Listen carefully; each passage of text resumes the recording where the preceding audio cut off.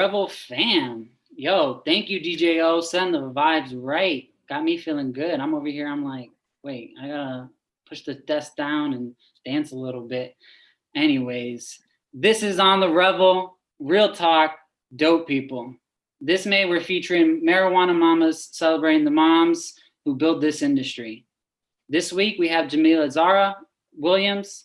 But before we get into her and her story, let me check in with my co-host, Lulu. How you doing? I'm good. Peter. Peter, you just moved your head and I saw that you look like the image behind you. Leo, proud Leo brother. I want to say it was an accident, but I'm a Leo and it comes out of me. Kobe, how you doing? I'm doing good, bro. Just moved into a new spot, setting up my new office. Feel good. Oh, get it. Have that done right. Before we get into the episode, we always have our little update for the week. This week, I wanted to talk about a brilliant article through the BBC. It chronicles the story of a migrant Chinese population going from a Navajo reservation where they were illegally growing cannabis when they were supposed to be growing hemp. Got complicated.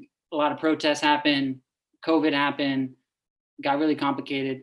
But it chronicles their journey from this Navajo reservation to where they are now in Oklahoma, where there's a variety of things going on, such as in Oklahoma, the cops have the right to seize cash. And because these cannabis businesses can't use cash, the cops are able to seize these entrepreneurs as they go about their duty.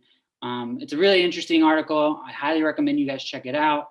In other news, the National Institutes of Drug Abuse has released a guidance that 5 milligrams of THC will forever now be the standard dose that they recommend to be utilized in all research around cannabis. They recognize that other cannabinoids will change in profiles.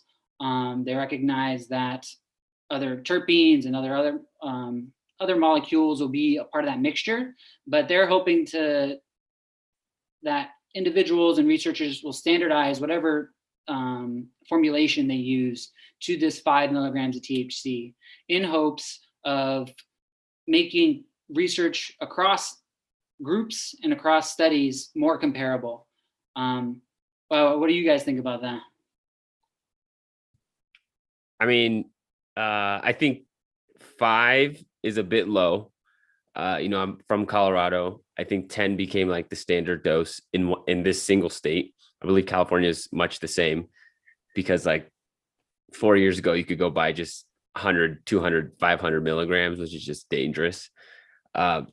So every state has kind of put their own rule to it, but I like that there's a national organization that is taking a stand. Granted, this isn't the standard. It's not necessarily the way it's going to be implemented in every state, but it is, I think of it like 6 feet apart through this whole COVID thing. You have a guideline that now we can work off of. You can decide to go to 5 feet. You can decide to go to 7 feet, but at least now nationally we have somebody that took a stand and put a line in the sand.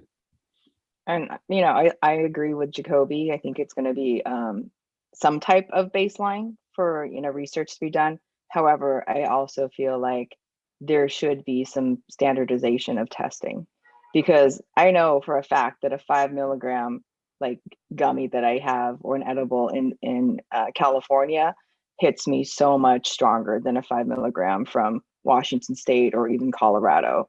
So before any of that, I think the testing guidelines need to be really set clear, and protocols across all the testing labs too, because we know how varied that is. That is an excellent, great point. That's you have a bunch of different analytical techniques by which you can standardize that dose and make those assessments, and they all have their caveats. That's a great point, Lulu. On testing, besides just having like the actual standardization, like the incentive structure and the corruption is completely messed up, right? Like I'm trying to rush my product through. I'll slip you some money. I want to get these results. I'll slip you some more money. it's not really regulated. We could do many episodes on the standardization of testing, but I also want to highlight the incentive structure. I think we should nerd out and give Peter. Yeah, we're going to do a whole section on science for you, Peter. Yeah, let's do it. Yeah, Jamela, you're on mute. I think you had. I was just going to say that I volunteer for all these tests. Sign me up. Yeah, I think it's interesting. I think it's really going to push the field forward. As someone who's been consuming the literature for years now, there is no standardization. Some people will use a 10 milligram of flower, and then they'll make people smoke or inhale for 3 seconds. And then they try to standardize the 3-second inhalation of a cannabis cigarette. Those attempts are futile in my mind. So very excellent points. But let's get into it. We have our wonderful, beautiful, recent mommy, Jamela, here with us. And before we get into your cannabis career and everything you're doing, just let us know. We want to know a little bit about you. Okay. I love this shirt, by the way. The world's okayest mom. I got it for Mother's Day. I love it. I love it so much because it's just, who am I to say that I am the best mom? I just started. I have no experience. So we'll let my daughter determine that later. They never fully appreciate everything you do. No, exactly. But I just feel like, it's like, you can't say you're sexy. Other people have to. It's like, I can't say I'm the best mom. I feel like that's up to her later. We'll see how I do. But yeah, I used to know all of you guys. And when I lived in New York, for the past 8 years. And I now currently live in, sorry, I need to turn my notifications off. I now currently live in Atlanta. And, I got pregnant earlier during the pandemic in March, like right before the pandemic hit, and spent all of quarantine just big as a house and super uncomfortable. And then I had my daughter on election day and moved a month later. And it's been a whirlwind of change. But I'm very, very fortunate to be here. I'm really excited about this event. It's not the first On the Revel event I've been to, and I miss it. I miss going to these, and also I just miss New York a lot. I was very, very heavy into the cannabis scene in New York, and it was it was bittersweet. Very excited to see legalization get passed in New York City and New York State. But at the same time, very sad that I, don't get to see the fruits of it. I can come visit, but it's not the same as like living there. I really do miss it a lot. I feel that. Fun fact for everybody, Peter, I don't even know if you knew this. Our very first On the Revel event back when we used to do in-person events, I think it was 2016. We weren't even called On the Revel. We were called the Cannabis Tech Group. Lulu and I were like, let's just put a little bit of money into this and see if we can create like a good event that's inclusive and bring in people from other states. Like, all right, cool, let's do it. And then a friend of mine hit me up on Instagram saying, hey, can I video your event? I'm kind of a novice. I don't know what I'm doing, but I'm happy to do it. Well, we didn't have any budget, and I was like, yeah, come through. And so Jamela actually made our very first On the Revel video. Nice. Thank you, Jamela. It's not good, but it was a really good way to introduce myself and meet other people. Actually, at that event, I met a lot of people at that event. I met Jake Plowden at that event. Like, I met so many people at that event, and it was I'm very shy and I'm an introvert, but I'm also a Sagittarius, and I know the benefits of being an extrovert. So I'm like, everybody's like, you're not shy. And I'm like, yeah, I really am. Like, I'm really uncomfortable around new people, and it's really hard for me to like kind of break out of my shell. And a lot of this industry and the other industry that I'm in, podcasting and audio, requires that you do networking. And I hate networking. I hate it so much. And, a lot of the cannabis events where it's like, there's like a presentation and then there's a breakout session where everybody's just supposed to like talk to each other. Like I hate it. I hate it just because it's so hard for me to double dutch my way into a conversation. Like if there's a group of people talking, I'm just like, hey guys, and then next thing you know, I'm like lurking outside the group and it's real weird. And so then I just find myself by the chips, just eating all the refreshments and not even networking. And so for me, I guess it goes back to like my mom telling me like, make yourself useful. It's like, that is my way as an introvert to break into networking, is to reach out to an event beforehand and say, hey, like, can I do this? Or like, hey, I'd love to, well, I have a website. So like, I'd love to reach out to the organizer and say, hey, I'd love to like, review your product or interview you about the event. And then I meet the organizer. And then when I get to the event, it's like, oh, okay, I know somebody. And then they introduce me to their people because, I did them this service or this favor. And so I think it's a good hack if you're bad with networking, is just offer some kind of service, be of some kind of help, and it's a good entry point. Yeah, that's a gem right there. We had a event about how to get into the cannabis industry. So much of it is focused on networking. Yeah. And we had our guy Vlad Baptista, the one and only from Happy Monkey, talk about bringing value to people first. Right. Yeah. And like just bringing value is so critical, and hustle smarter. A pro tip I used to do back in the day, I don't know if you guys remember the Galvanize days, but I used to help set up the events, and then the speaker would come. They'd be kind of chilling on their phone, waiting to talk for doors to open. So I just go meet the speakers right then. And then everybody else would flood in. They'd form a line behind the speaker when they're done talking, but I already got their information before the event started. So that was my pro tip. That's smart too. I mean, for me, I liked the idea of filming your event because I've got a camera, right? So people are talking to the camera. They're not talking to me. So I would go up to people and say like, hey, like I'm filming this for your event. Can I get your name? And like, what's your business? And then at that point, they've talked to the camera for like a good 10 minutes. And then when I'm done, I'm like, oh, by the way, my name's Jamela, and blah, blah, blah, blah. It's just that like breaking that awkwardness of having to introduce myself first. It was like clutch for me. You also have a log with their face and their name. Like that's the worst, when you know somebody and you're like, shit, I have no idea what their name is. And you try to play it off. Watch the replay and like write it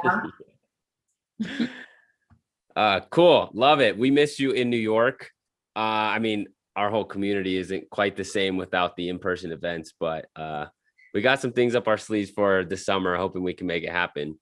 And you'll have to come make a trip to join us. I will. I mean, as soon as I can. I miss New York so much. Harlem especially. Peter's representing for us. I know, we were neighbors. I didn't even know that until I left. So let's talk about Atlanta. You're in Atlanta now. What's the scene like, the cannabis scene, now that you're in a new world? Well, I've been here since December and, moved here. COVID is still a thing. So like, I haven't really gotten to explore the city as a whole, but because I was so active in New York, I follow a lot of people on Instagram from all over the country, all over the world, who are active in cannabis spaces. So I followed a few people who, were active in Atlanta. And so when I moved here, I was like, I have to reach out to these people. So like one of them is Cash Color Cannabis. I was like, gotta reach out to them. Another is Two Dope Witches. Had to reach out to them. And like, I went to a Cash Color Cannabis taping, and I not only got to meet Mecca, but he was like, hey, I want to have you on the show. And then I met his friends and I got a plug at the show. So it was like, I killed a bunch of birds with one stone. I'm looking forward to seeing what the space is like in Atlanta. It's like, at first I was kind of, pessimistic about moving here because one, it's the South.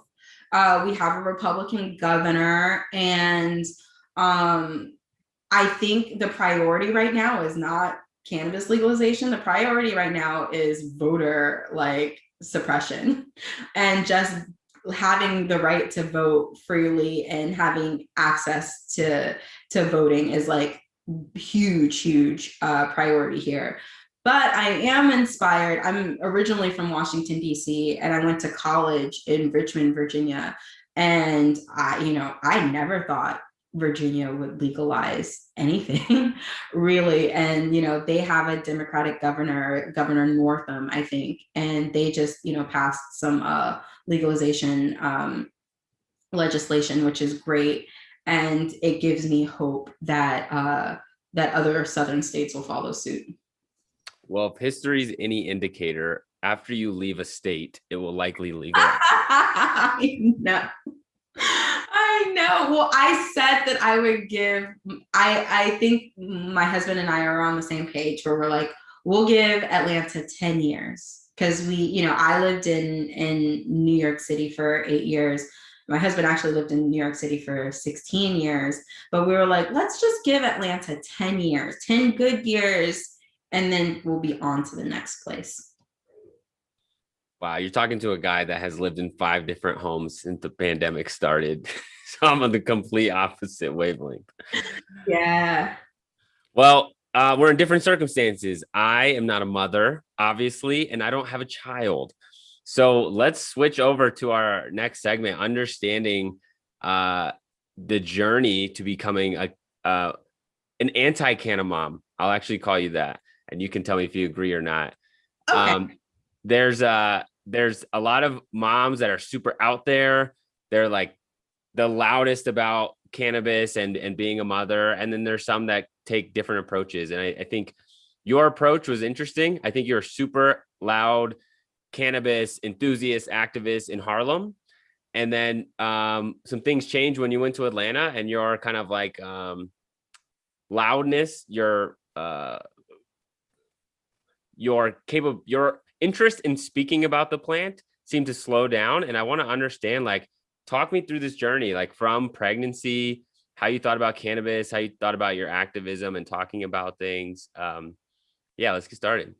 Okay. So the best way to explain it, right, is that I don't think that like women are better equipped to deal with certain things than men are. Like, I don't think that at all. I see us all as people, right? So like, I'm a person, I'm very into cannabis. I have this identity that I've built for myself internally and externally since I was a teenager. And like, the more comfortable I get with myself, the more expressive I get. And like, by the time I'm 30, I'm really fucking comfortable with myself. And then, I get pregnant, and then the pandemic happens. And a woman goes through so much when they're pregnant that it's insane. Your organs shift. You get like, I gained 60 pounds. This is TMI, but like, I went from being a flat-chested person to being someone who had to wear 2 bras at a time. Like, it's like everything, your appetite changes, you're super uncomfortable, and you're in a pandemic, so you can't leave your apartment, and you can't go see your friends, and you can't go see your family freely. So like, who I thought I was just like out the window. I'm now this different person in every single way. And so I have to reconcile with that. Even still, like when Mother's Day happened, I'm the bitch who like last year when Mother's Day came around, I was like, oh shit, I didn't buy my mom a card. Like Mother's Day was always that, oh shit, I gotta get something holiday. And then people are like, happy Mother's Day. And I'm like, to me, like, it's weird. And so I like, even the identity of being a mom, I just consider myself like a woman with a baby, which is a mom. But it's like, I haven't like fully embraced that identity of being a mom yet. Like, I seriously feel like a woman with a baby that I love, a baby that is the most important thing in my life. But it's like, you don't just become a mom. Like, you just don't just, like that identity isn't just something where you wake up and, I mean, for some women it is, because for some women for some women, it's something they've been waiting for a very, very, very, very long time. Whereas like, I didn't grow up wanting to be a wife. I met someone I really fucked with and thought was cool. And it was like, hey, let's continue to do this. Like, let's build together because we like each other. And, you know, we have the same goals in mind. And then next thing you know, we're married. But, you know, I call Wes my partner because I feel like a husband feels weird. It feels foreign to me. And, you know, I get a lot of flack from my elder people in my family. They're like, oh, are you guys lesbians and partner? And I'm like, it's a word that suits our situation better. So I might find a word that suits my situation better than mom, you know, like, but it's just an identity that I haven't really unpacked yet. And as far as why I haven't been so loud about my cannabis use, it's really because I was busy growing a human, you know, and when she was born, then it was just, it was heartbreaking, the fact that like I have this website, hihowareyou.com, that I was constantly updating and constantly meeting people. And then when I got pregnant, it just stopped.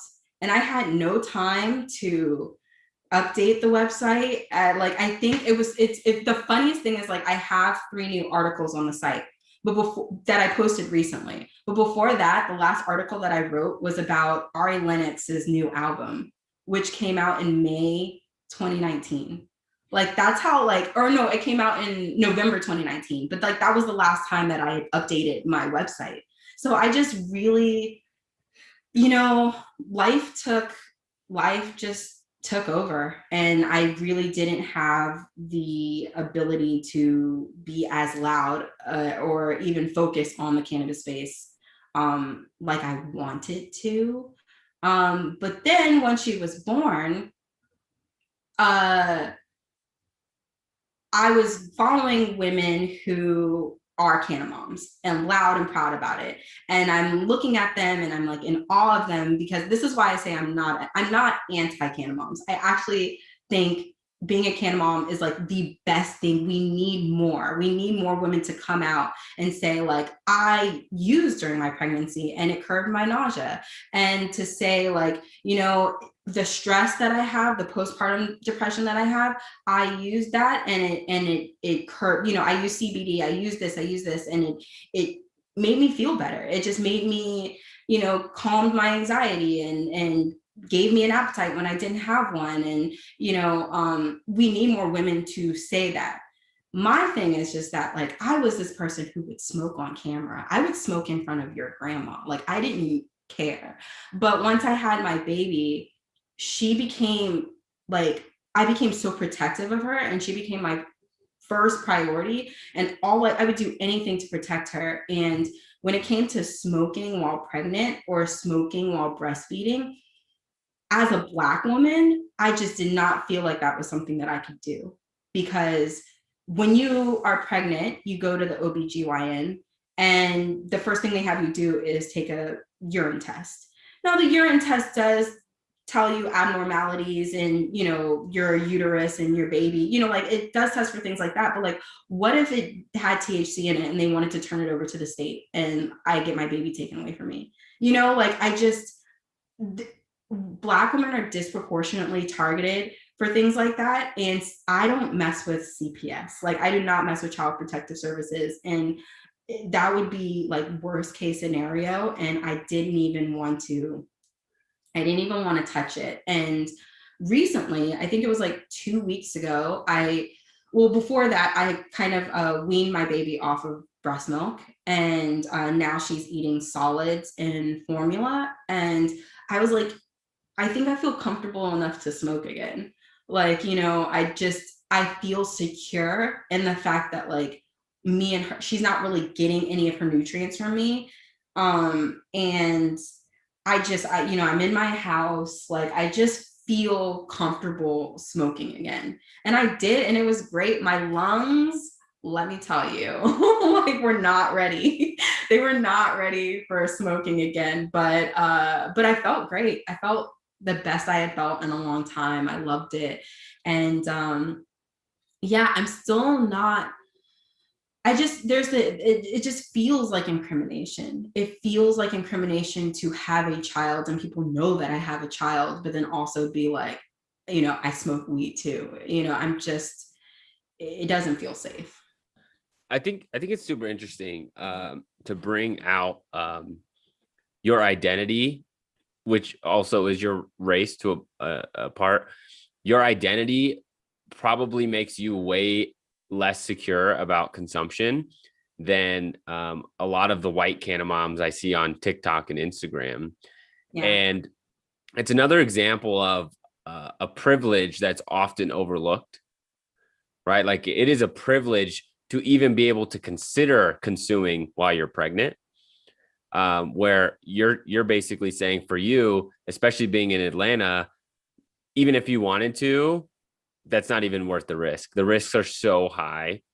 I think that's crazy. The last speaker we had was Janet from San Francisco, and she had a similar story where she happened to not consume for like 2 weeks right before she found out she was pregnant, which was a blessing, because if she had consumed, she would have had to go through like, what was it, drug classes throughout the entire process and probably continue to, and all of a sudden risk her situation. So I think it's a really important element that I want people to be aware of.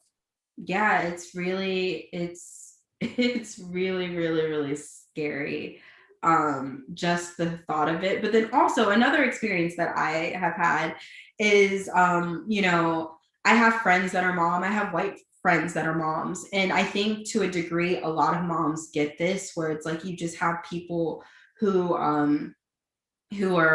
going to offer you unsolicited advice, but I have experienced that like people on site think that Black moms are more irresponsible. Like on site, they will tell you things where it's like, yeah, I'm aware. Like I think another thing is that people think that I'm very young, a lot younger than I really am. And so people want to just like, like be protective of my baby. And it's very, very weird. And it's people overstep, and it's microaggressions. There's microaggressions against Black mothers is really real, even without weed. And so when you add that into it, it's just people on site just automatically think that you're unfit, or that you don't know what you're doing. And that's why it's just, but you know what, I'm slowly starting to not care as much, like as far as I'm slowly starting to feel like myself just in general. And I think someday I will be a Canna-Mom, but I'm gonna have to find a different word for it. For the record, and I want someone to clarify this for me, I was using the anti-Canna-Mom in the same context that you would call someone an anti-hero. They're still a hero, like in the book. I don't know. I just remember this from like lit class. Maybe I was too lit. I don't know. Like an anti-hero is still a hero, if I'm remembering correctly. So I wanted to make that clear. Okay. It's the villain that you root for. Yeah, they have good qualities. They're in this case, you're a mother that consumes, or a human that has a baby that is a woman that consumes. Yes. You just don't have a TikTok about it. Yeah. Yeah. I feel like human with baby that consumes is a better fit for me. For sure. All right. So now you have this little baby. What's her name again? Yukimi.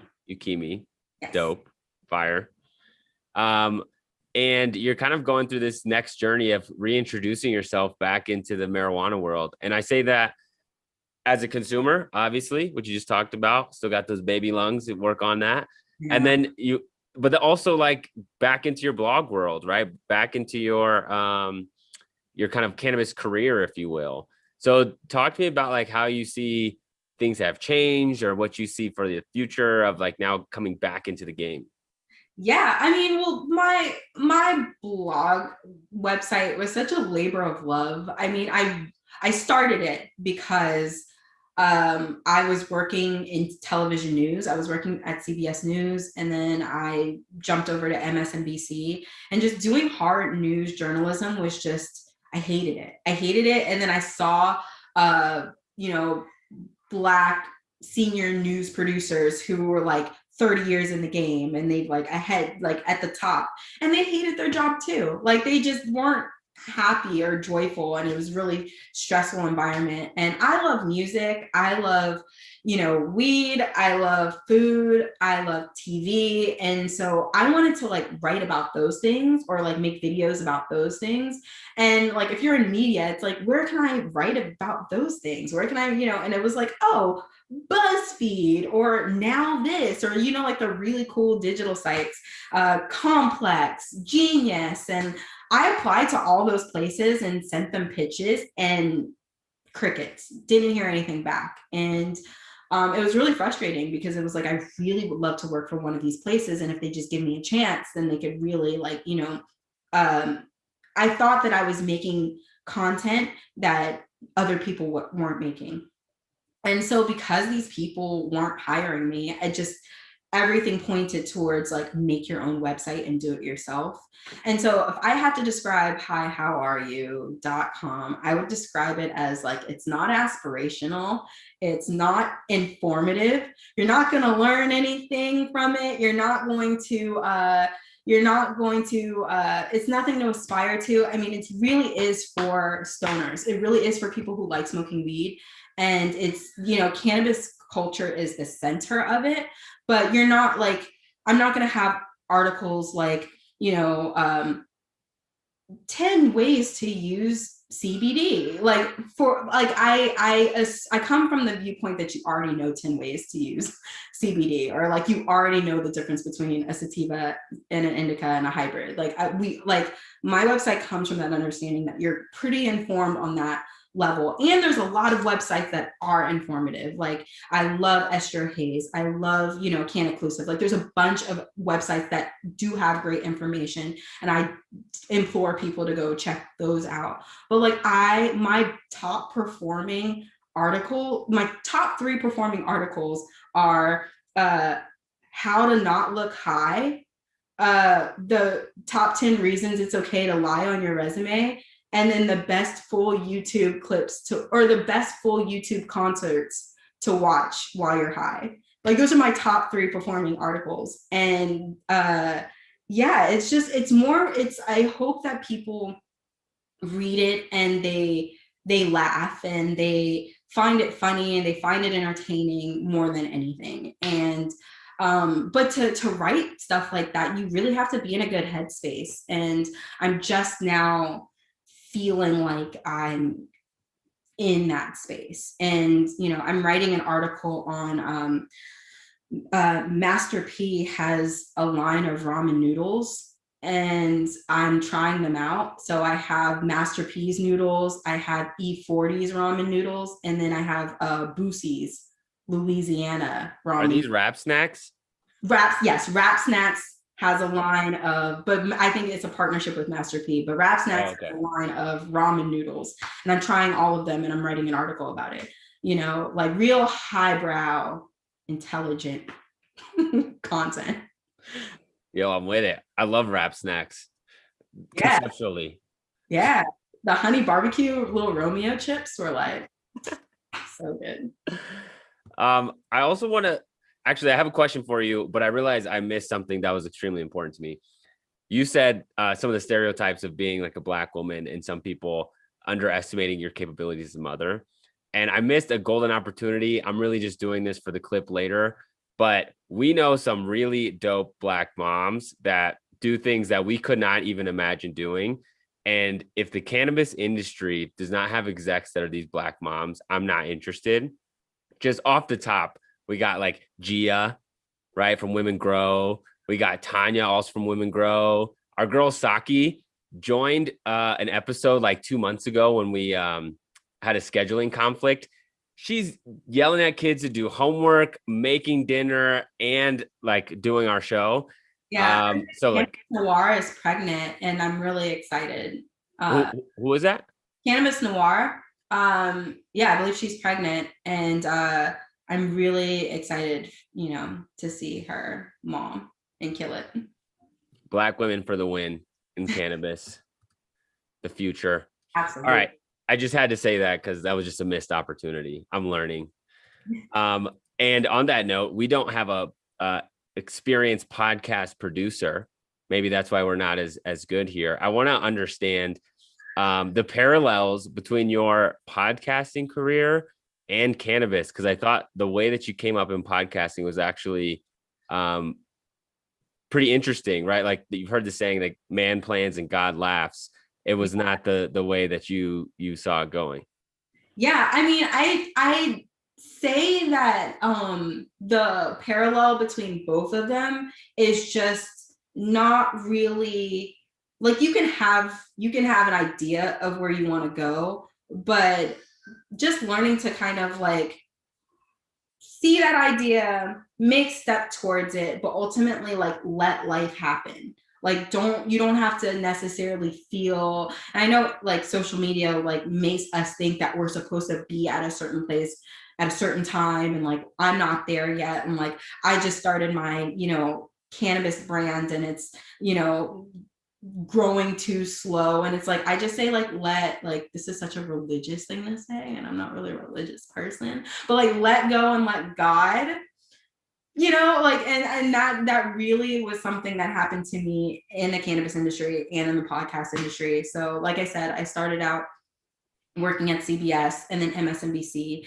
And I was working the overnight shift at MSNBC, working from midnight to 9 a.m. every day. And I had to sleep during the day. And I had just started dating my partner, who was my boyfriend at the time. And he would get home at 7 o'clock, and I was waking up to like start getting ready for work. And it was just really, it was terrible. And I credit him because I've always been in situations like my family situations where like you don't quit a job, especially a good job, without a backup plan or without another job lined up.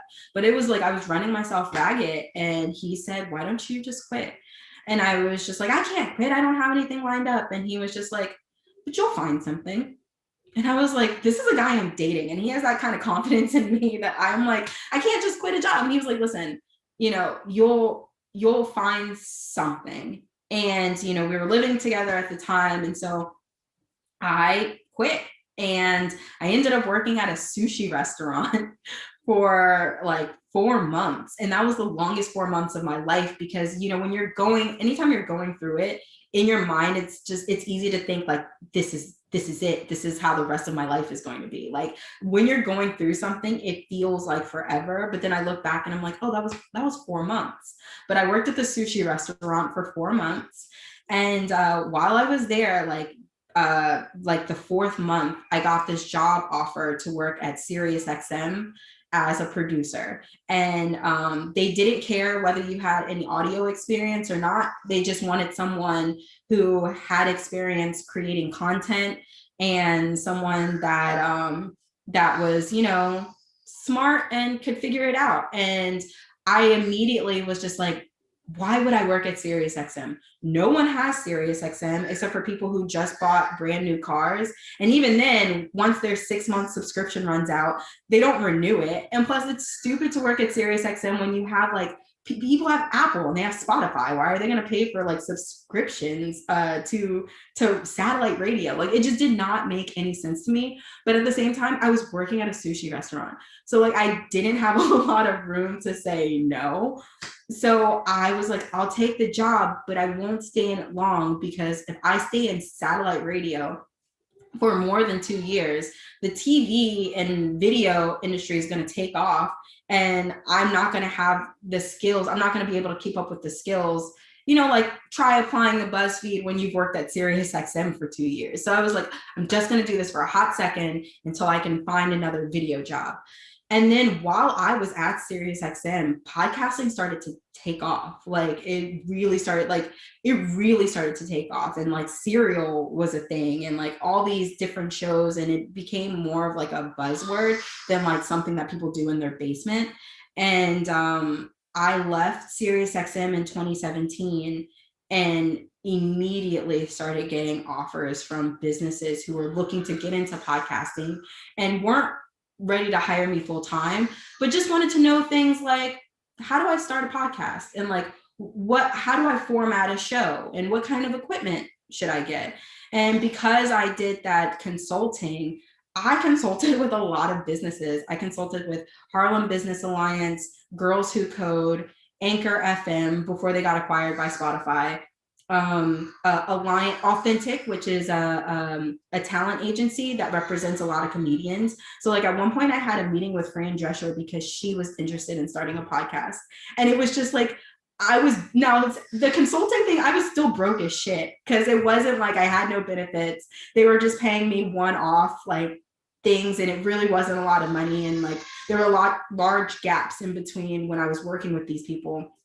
But then the New York Post was looking to start a podcast department, and they were hiring for an executive producer. And so I came to them with no kind of management experience or EP experience, but I had worked with all these different companies. And I think that looked good to them. And I knew how to edit audio. And there's just now with the audio industry, it's like there's not a ton of people who know how to produce audio. It's a whole different animal. There's no visuals. It's a different like way of thinking when in terms of making audio content. And it's a small pool of people who know how to do it. And it's been great. And it was really because I just kind of rode the wave of life was pushing me in this direction, and I didn't want to go that direction, but I just did it, and it's worked out like really beautifully for me.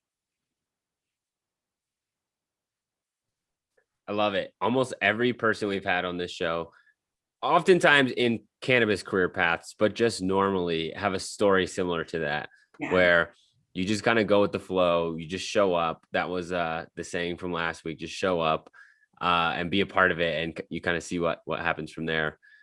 So we're almost at time here. We got through all of our sections, which doesn't always happen. So thank you for working with us here.